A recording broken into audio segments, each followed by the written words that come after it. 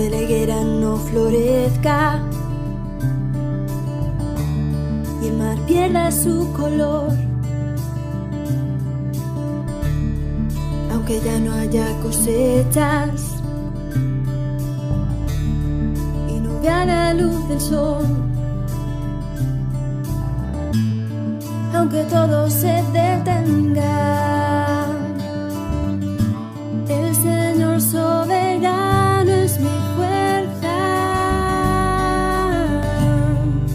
Con todo yo me alegraré, con todo me regocijaré, con todo yo te cantaré.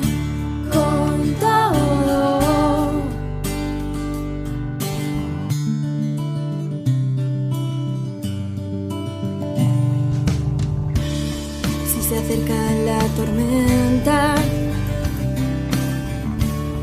y no hay nadie alrededor,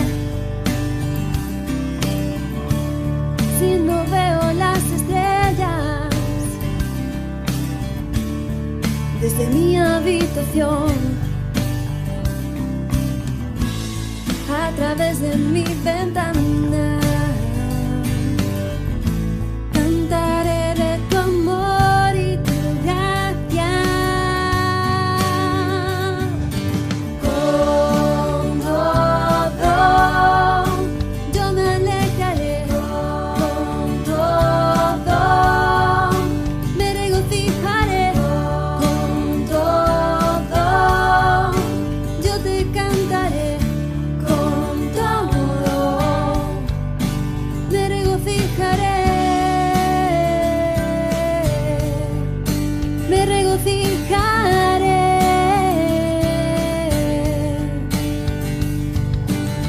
Eres el Dios de mi salvación, me das tu gozo y tu perdón, aunque en la tierra reine el temor, yo sé que tú tienes el control. Con todo yo me alegraré, con todo me regocijaré,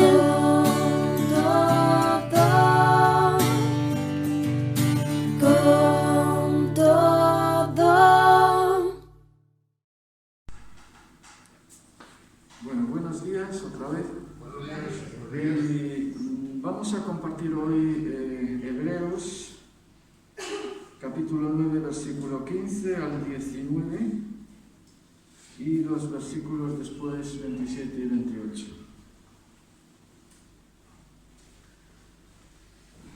Bueno, como veis, esta carta a los Hebreos es una carta pues centrada en Cristo y en el nuevo pacto. Es una carta pues que conecta un poco el Antiguo y el Nuevo Testamento. ¿Vale? Nos habla del Nuevo Pacto, del Antiguo Pacto, y leemos en el versículo 15 que dice: así que, por eso, ¿por qué? Porque, como dice en el versículo anterior, Jesús, mediante su sangre, se ofreció a sí mismo, sin mancha, a Dios, y la promesa es que limpiará nuestras conciencias de obras muertas, es decir, de pecados, para que sirvamos al Dios vivo. ¡Aleluya! ¿Cuántos dicen aleluya? Amén.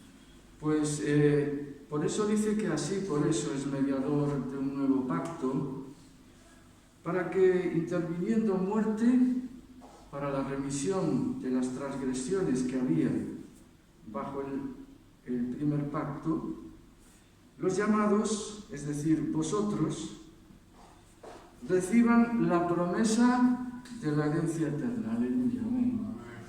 Damos gracias a Dios.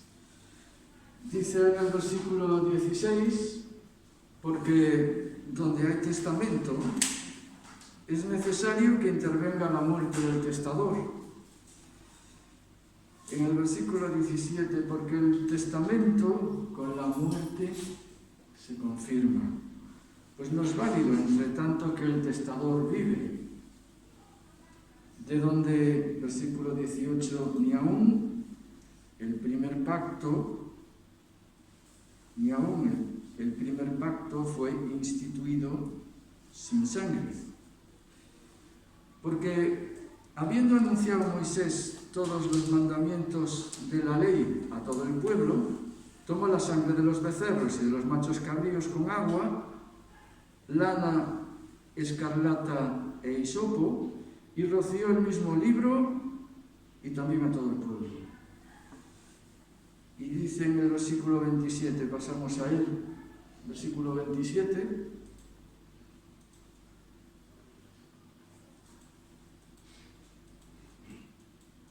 no te preocupes, tío, yo lo... Ahí, muy bien, gracias. Y de la manera que está establecido para los hombres que mueran una sola vez y después de esto el juicio, así también Cristo fue ofrecido una sola vez, aleluya, para llevar los pecados de muchos. Y aparecerá por segunda vez sin relación con el pecado para salvar a los que le esperan. Amén. Y hablábamos el otro día de que Jesús era nuestro único mediador. Un mediador, como sabemos tú y yo, es alguien que sirve de enlace entre Dios y nosotros. Y al mismo tiempo es alguien que interviene en un conflicto entre dos partes. Ese es un mediador, ¿no? Los que estéis versados, digamos, o no me sale la palabra, en asuntos sociales o en educación, sabéis que un mediador es alguien que se utiliza, en el buen sentido de la palabra, para mediar entre dos partes. A veces es entre el profesor y el alumno, otras veces es entre una familia que está dañada y otra también. Ese es un mediador. Entonces, aquí había dos grupos en disputa, dice. ¿Y qué dos grupos pueden ser en disputa, lógicamente? Pues nosotros y Dios. Pero no es por culpa de Dios. A veces, cuando hay un conflicto, la culpa es de ambas partes, generalmente. Pero en este caso, el único que, digamos, se portó, me vienen palabras, pero son un poco rimbombantes, alguien que ha luchado somos nosotros. Nosotros luchamos contra él. Él no lucha contra nosotros, solo tiene que luchar para que cambiemos. Pero Dios ha intervenido, Jesús es el perfecto mediador, ha venido a morir en la cruz para demostrarte a ti y a mí que Él tiene buena voluntad. Aleluya. Por eso los ángeles, cuando se presentaron a los pastores, les dijeron: paz, buena voluntad para con los hombres. Por la buena voluntad de Dios. Dios tiene buena voluntad para nosotros y Dios ha venido a buscarnos. Gracias. Ha venido a buscarnos. Te ha venido a buscar a ti, me ha venido a buscar a mí. Aunque nos hemos convertido, nos sigue buscando, porque no es verdad que no siempre hacemos lo correcto delante de Dios. No siempre le agradamos, pero Dios está buscándote a ti y a mí. Sigue buscándote, aleluya. En Lucas 15, del 3 al 7, y en Mateo 18, del 12 al 14, la Escritura nos habla del buen pastor. Aquel pastor que tenía 100 ovejas y que dejó las 99 bien guardadas, por cierto. Hay quien critica en esa parábola que si dejó a las ovejas sin pastor, pero las dejó bien guardadas y fue a por aquella que se había perdido. Recorrió los montes y los valles buscando aquella oveja, pero la quería tanto que recorrió lo indecible. Aleluya. Y Dios nos quiere tanto que va a hacer lo posible, todo de su parte, para que nosotros cambiemos, para que nosotros seamos mejores personas, para que nosotros podamos ser como Él. Aleluya. Él quiere que seamos sus discípulos. Por eso a veces huimos, pero Dios sigue detrás. Amén. Dejó las 99 por quererte a ti, por quererme a mí, por querer a las personas que le rechazan. Y se puede tratar de personas también que consciente o inconscientemente están alejados de Dios. Hay personas que por ignorancia lo están, otras intencionadamente, otras porque no les preocupa Dios para nada, otras porque no quieren saber nada de Dios. Pero estas personas en esta condición, aún así el pastor sale todavía hoy a buscarlas. Porque Dios hoy sigue buscando al hombre y a la mujer. Aleluya.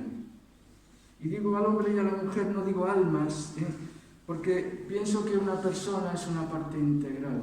Dios quiere no solamente salvar tu alma, quiere salvar toda tu persona. Aleluya. Yo prefiero siempre que hablar de personas en vez de almas, que está bien, ¿no? Está bien, muy bien, por cierto. Por esta razón Jesús se hizo hombre y como consecuencia de su obediencia consiguió esta vida eterna para nosotros, como dice ahí en la Escritura. Esto lo sabéis bien vosotros, simplemente estamos repasando, pero decíamos que ese mediador era único y como nos dice en Hechos 4:12, en ningún otro hay salvación. El otro día entrevistaban a una actriz famosa, no sé si visteis la entrevista, es Marisa Paredes, y Marisa Paredes decía que, iba a decir, ¿qué tal está ahora tu hermano? Porque había estado mal. Y dice, gracias a, iba a decir, se conoce que instintivamente gracias a Dios, y dice, gracias a la ciencia. Pero, y decía que la ciencia era la que había traído la salvación a la humanidad. En cierta forma es verdad, pero ¿quién está detrás de la ciencia? ¿Quién creó la ciencia? ¿Quién creó la inteligencia del hombre? En ningún otro hay salvación, porque no hay otro nombre bajo el cielo dado a los hombres en que podamos ser salvados. Y en 1 Timoteo 2:5 nos dice, porque hay un solo Dios y un solo mediador entre Dios y los hombres, Jesucristo hombre. Jesús es, desde luego, único. Aleluya. Es único en cuanto también, no solamente en salvación, sino en sus enseñanzas. Maestro. Con razón le llamaban así. Porque su liderazgo no dejaba indiferente a nadie. A los que le amaban, los admiraba. Y a los que la aborrecían, les hacía rechinar los dientes. ¿Por qué? Porque si Jesús pasa por tu vida o por la mía, no nos deja indiferentes. ¿No es verdad? Amén. Tenemos que decir que no solamente es un mediador, sino alguien que ha establecido un nuevo pacto, como nos dice el primer versículo del fragmento escogido hoy, el versículo 15, dice: así que es mediador de un nuevo, ¿qué? De un nuevo pacto, amén. Y un nuevo pacto es lo mismo que un nuevo testamento. La palabra aquí pacto significa también testamento, ¿sí? Por eso nos habla de que donde hay testamento es necesario que intervenga muerte del testador. En el Antiguo Testamento Dios estableció un pacto, el primer pacto, el pacto antiguo, el Antiguo Testamento con el pueblo suyo. Pero el pacto nuevo dice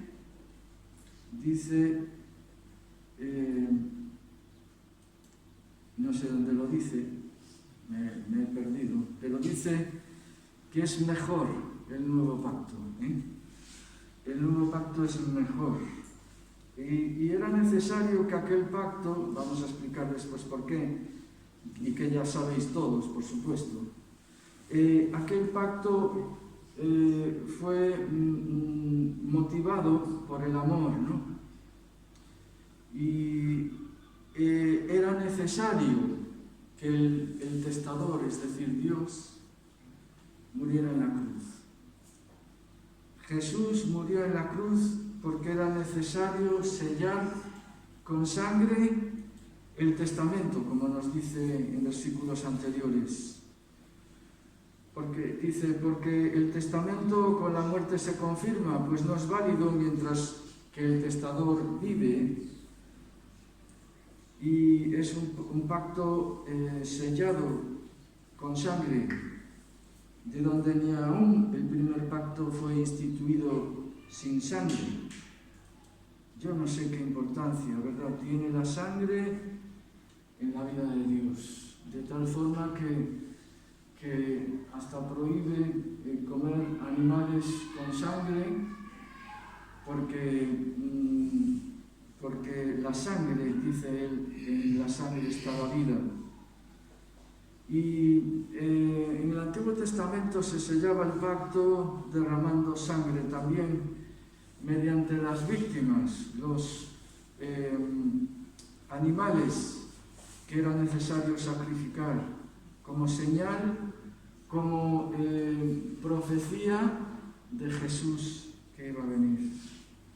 Y entonces dice que Moisés, anunciando todos los mandamientos de la ley, tomó la sangre de los becerros y de los machos cabríos con agua, lana escarlata e hisopo, y roció el mismo libro y también a todo el pueblo, es decir, la sangre era necesaria.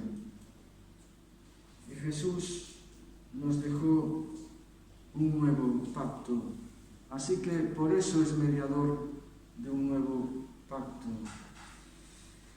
Y nos dejó el pacto, aleluya, el pacto de la gracia.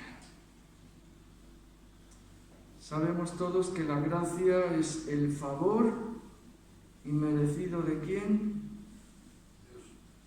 De Dios hacia nosotros. Favor inmerecido, es de regalo. Y la palabra gracia, pues muchas personas, por ejemplo, dan gracias, o deberíamos dar gracias antes de las comidas, reconociendo que la comida, es una gracia que Dios nos da. Y que estamos agradecidos ante la bondad de Dios. Y cuando estamos agradecidos ante la bondad de cualquiera de vosotros, damos gracias. Y muchas noticias damos gracias por ellas porque son buenas. La gracia, como veis, es algo bueno. Cuando nos agrada a alguien que nos ha servido, le damos gracias. Es una gracia que Él nos ha dado. Nos ha servido de una forma buena y entonces le damos las gracias. Los compositores a las partituras, como bien sabéis los músicos, le añaden a la partitura notas de gracia, es decir, notas que adornan la melodía y la hacen más armoniosa. Las notas de gracia, o las notas que digan una partitura son las esenciales, es decir, la melodía en sí. Yo cuando canto una melodía, pues puedo tararearla, pero si a eso le añado más notas, otros coros, otras voces, entonces la melodía resulta más gratificante al oído. Esos son notas de gracia. Fijaos. También, por ejemplo, si tú te suscribes a determinadas revistas u otros objetos, pues a veces te dan de regalo, te dan cosas. Por ejemplo, una suscripción de 12 revistas, pues te dan otras 2, si es que te las dan. Y esas 2 pues se llaman de gracia. Sin embargo, al revés, decimos que hay personas que, por ejemplo, que caen en pecado, ¿no? Y entonces se dice que caen de la gracia, Y cuando una persona pues nos resulta un desastre en su vida, pues decimos, eres una desgracia, que significa no tienes gracia, no hay nada, no hay gracia que te salve. Pues así es la palabra gracia. De hecho, fijaos el himno de John Newton, Sublime Gracia, después de varios años, de bastantes años, incluso pues 200 años, subió en las listas de éxitos, fijaos, 200 años después. ¿Por qué? Porque la gente necesita gracia. Por otro lado, la gracia en el mundo es algo pasajero. Por ejemplo, voy a poner un ejemplo. Rabin y Yasser Arafat en Camp David, en el Jardín de las Rosas, se dieron la mano, estrechando, estableciendo la paz entre israelitas y palestinos. Y por un instante se dice que, bueno, que pudo haber descendido a la gracia, pero ¿qué pasó al cabo de unos años? Pues que a Rabin del lado judío fue asesinado. Porque la gracia a veces es efímera. Sin embargo, como nos dice en una obra literaria, dice, la gracia está en todas partes. Nos dice un sacerdote mientras agoniza en Diario de un cura rural. La gracia está por todas partes y es verdad.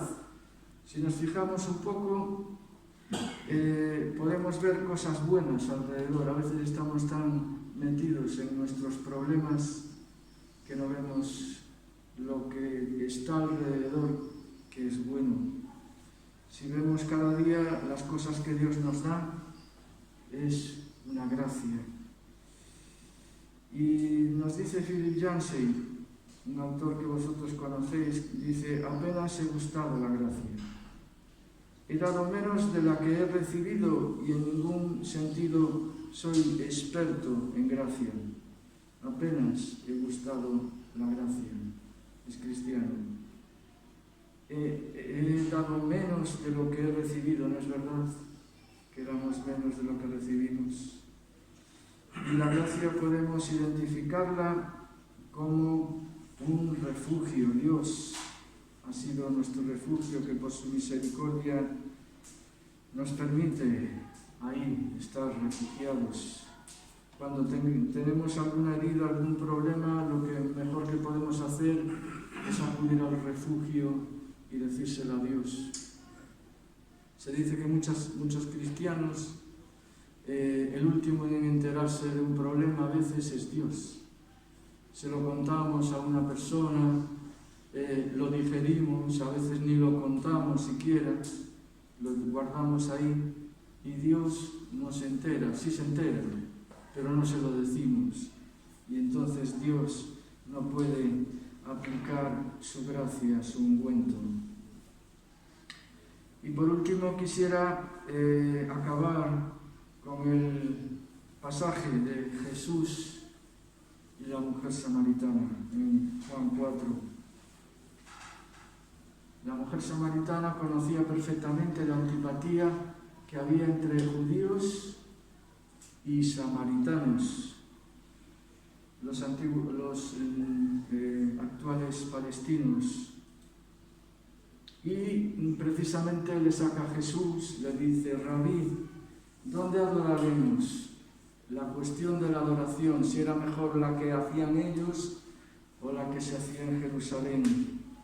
Trataba ya de establecer un punto de distancia entre Jesús y ella, pero Jesús hábilmente le hace una serie de preguntas que la llevan a ver que ella en realidad lo que tenía era sed de Dios. Y Jesús, con su gracia, sin acusarla, diciéndole los errores que había cometido, le señaló cuál era el camino. Y aquella mujer, con su sed, se convirtió y cambió la vida de las personas que estaban en su pueblo, de tal forma que muchos vinieron a ver quién era aquel que había hablado acerca de todo lo bueno que le había dicho a la mujer samaritana. A veces vemos a los que no piensan como nosotros como nuestros enemigos, como los impíos. Sin embargo, tras esa fachada seguramente hay gente, seres humanos sedientos. Y como nos dice un autor cristiano, que es, no sé si oísteis hablar alguna vez de Henry Nouwen, es un sacerdote católico, pero tiene un pensamiento muy interesante. De hecho, los libros de él pues destilan cosas muy interesantes de Dios. Y dice así: Dios mío, ayúdame a ver a los demás no como mis enemigos, ni como impíos, sino más bien como seres humanos sedientos. Dame el valor y la compasión que necesito para ofrecerles tu agua viva, que es la única que sacia esa profunda sed. Y por último quisiera poner como ejemplo el de la mujer adúltera. Otro ejemplo de la gracia. Todos querían, según la ley, condenarla a muerte, además, para que fuera apedreada. Y Jesús les dijo a los que la condenaban: el que esté libre de pecado, que tire la primera piedra. Cosa que nosotros podemos pensar cuando acusamos a alguien. Y aquellos empezaron a pensar en sus pecados y empezaron a dejar las piedras a un lado y a irse. Esa es la gracia de Dios. Amén. Jesús queriendo la salvación de una mujer que efectivamente había pecado, pero que Él no la condenó, sino que quiso salvarla. Amén. Y concluyo. Tenemos un único mediador que sigue buscando a las personas.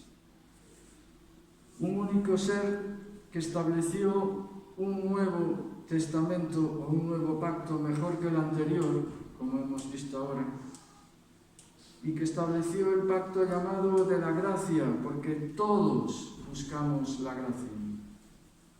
Incluso aquellos que no creen buscan la gracia. Buscamos un significado en esta vida. Buscamos tener un significado que nuestra vida sea algo realmente interesante. Y buscamos también que alguien nos ame. Amén. Incluso los políticos, con su actitud arrogante a veces, incluso cínica, en el fondo están buscando la gracia porque buscan el voto, el favor del ciudadano. Amén. Espero que esta reflexión que os he dejado os sirva para edificación y para que Dios o nosotros, perdón, estemos más cerca de Dios. Amén. Amén. Aleluya. Vamos a orar. Señor, te damos gracias por tu palabra. Te damos gracias por tu amor derramado en la cruz del Calvario. Te damos gracias porque eres nuestro mediador. Nos has buscado para perdonarnos. Y gracias porque has establecido un pacto que tenemos contigo de la gracia. Un pacto en el cual el perdón y la misericordia son los puntos básicos. Gracias, Señor, por haberte conocido, porque tú te has dignado mostrarte a nosotros. Gracias porque has dado significado a nuestra vida y, Señor, sabemos que tú nos amas. Gracias por haberte, mejor dicho, tener la oportunidad de conocerte, porque es realmente difícil conocerte de todo, pero a medida que te conocemos te queremos más, queremos estar a tu lado, seguir. Señor, que tú sigas derramando de tu gracia, Señor, que tú sigas manifestando tu gracia en esta iglesia, en las iglesias de Galicia, en las iglesias de España. Señor, que tú sigas haciendo que más personas vengan a la iglesia, vengan a ti y se conviertan. En el nombre de Jesús.